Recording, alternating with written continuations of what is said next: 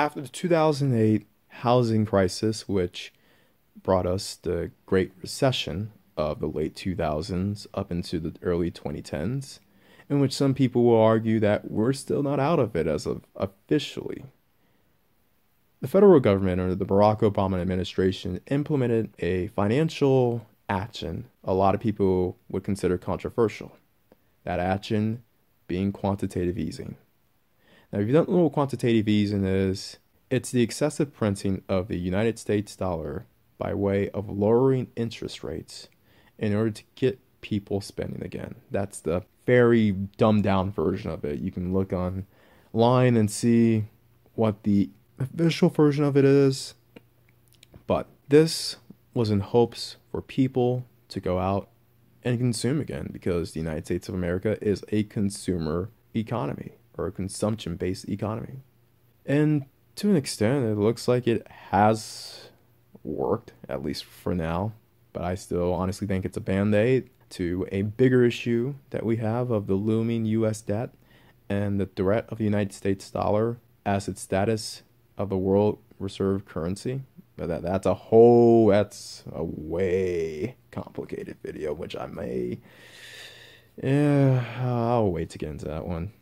As far as quantitative easing is concerned, what its intention was to make the dollar less valuable so that, one, we would have more of a consumer-based society, it would get things rolling again, and two, we would be more of an export society with the world buying our goods. Now, as far as quantitative easing is concerned, there is another form of quantitative easing that I've noticed that has been occurring with black men. Yes, black men. And I know majority of you guys who sub here are black men, and I appreciate you guys for that, especially with my recent interviews and collaborations with O'Shea Duke Jackson, Obsidian, and Solo TV 84. Shout out to all three of those guys.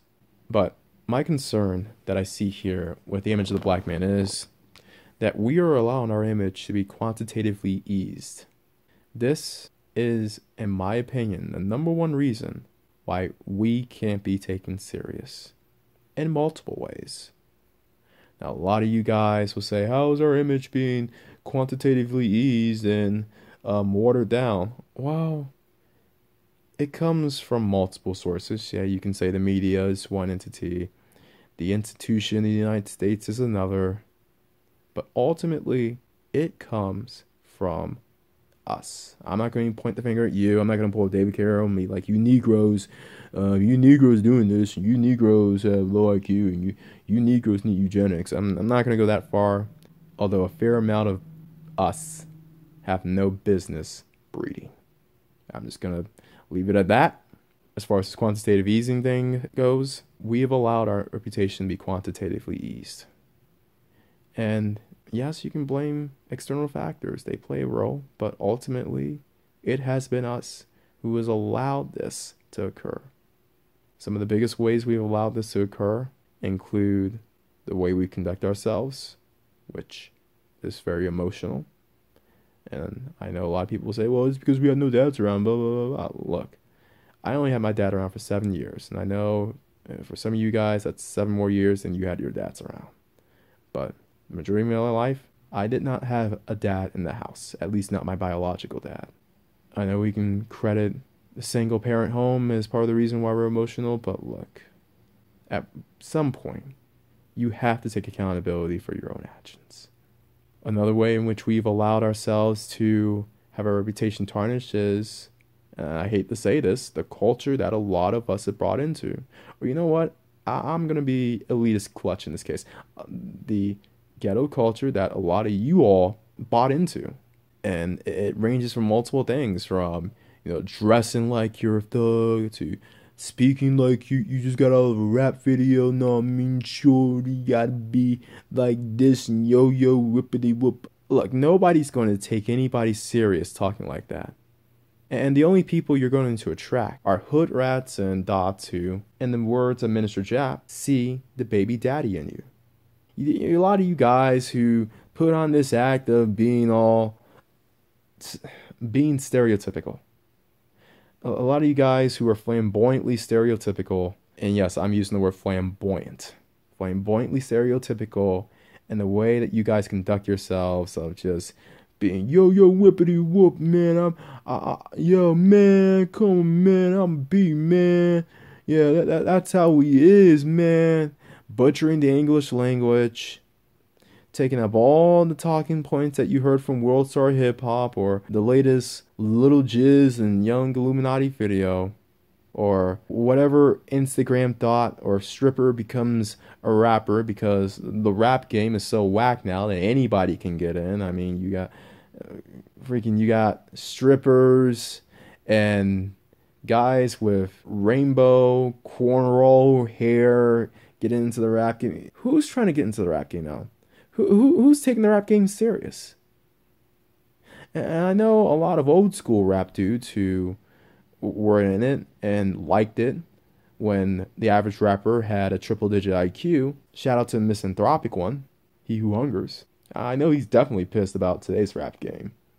Yeah, the rap image, particularly the gangster rap image, and especially the mumble mouth trap rap image, that has damaged our reputation. Also, the hyper masculinity of black men. And a lot of you all say, well, it's cool to be masculine. Yeah, we were masculine well enough in the 80s and 90s. We didn't need to be over masculinized to the point in which we look like savages and violent criminals. But a lot of you all embraced that role. And a lot of you all embraced it mainly because you guys were pissed off at not being a part of non-black society. Because let's be honest, in America there is a black society, but there is you can call it a white society, but many minorities have found themselves in that white society with little to no resistance. Except your black ass. And a lot of the reasons because you guys alienated yourselves from that white society. And a lot of these same people will say, well, we didn't want to be in white society. We want to be our own society. If I could do it over again, I'd be born black. Really? Really, Negro? Is that what you tell yourself at night when no one else is watching and you're not recording anything? We know. We know the truth.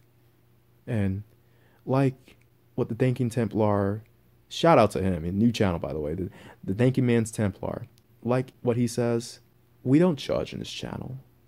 This is a channel where you can lay down your weapons, lay down your shields, have a drink of ale or Hennessy, and exchange ideas with like minds. So go on ahead in the comments section and tell me how you really feel about being isolated to your own little ghetto that is the former corpse of the so-called black community. Because that's what the average black person has. And a lot of it is our fault. At least from the 1970s on, a lot of it is our fault. And I think a lot of people have to come down to realization, particularly black men, will have to come down to the realization that, yes, it is our fault. But it is not beyond repair. The community, yes, that's beyond repair. I've washed my hands with that decades ago. But the image of the black men or black male is not beyond repair, especially outside the United States. And one of the things I urge men to do, particularly men who have their minds right, their body right, and their passport, shout out to Nagone, especially their mind right. And by mind right, I mean you have to de-niggify yourself in any and every case possible. But once you've done that, I urge you to look outside these borders known as the United States of America. Also, if you're stuck here, be as anti-stereotypical as possible. And no, it's not to impress white America or to get your foot in or to sit at the table eating breadcrumbs and buttermilk biscuits. And if anybody tells you that, note that these are the Negroes who are the main ones who are jealous of not being able to be accepted into quote-unquote white America. These are the main ones, and yet they use their cognitive dissonance by rationalizing how you're a sellout if you try to appease white America. these would be the first ones that if they had a chance, they would jump ship. I guarantee you that. You can bet on that. But as far as the reputation of black men, it has cost us a lot. It has cost us in the dating game. It has cost us in the career fields, particularly on how easy it is for us to get a job, or how more accurately hard it is. It has cost us on where we could go, where we could live, particularly given the response of non-blacks who are around us. It has cost us on our dealings with the police. It has cost us on dealings with people in general. And what other people, particularly those who immigrate to this country, think. Now, some of them do come here with that American mindset of, I want to come here for money, and I want to get over on everyone I can. And if it takes me to hate the black man in order to impress whitey and to get into white society, then so be it. Trust me, a lot of these foreign immigrants who come here, they have that mindset. There's a reason why they come to the United States of America instead of, say, Canada or Europe, Australia, New Zealand, etc. And the ones who come here have a different mindset than those who go to other Anglo-Saxon multicultural countries. But a part of that is our fault. A part of that we do influence. And that's the part that we can control. That's the part that we can stop the quantitative easing of our reputation.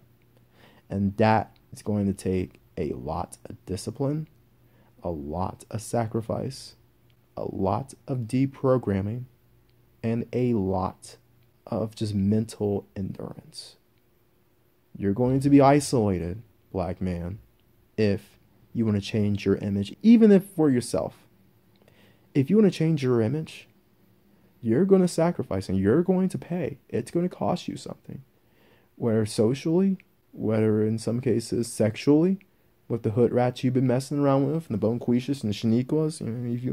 If you can play the game, or you've been playing the game of niggifying yourself for a bit in order to get in their good side. But whenever you completely choose to de-niggify yourself, it's going to cost you some big booty bimbos. And it may cost you your homeboys as well. But the small or even moderate to major sacrifices you make today will pay off in dividends down the line. That I can bet, not even bet, but assure you, that is the end game. But everyone else out there, always bet on X.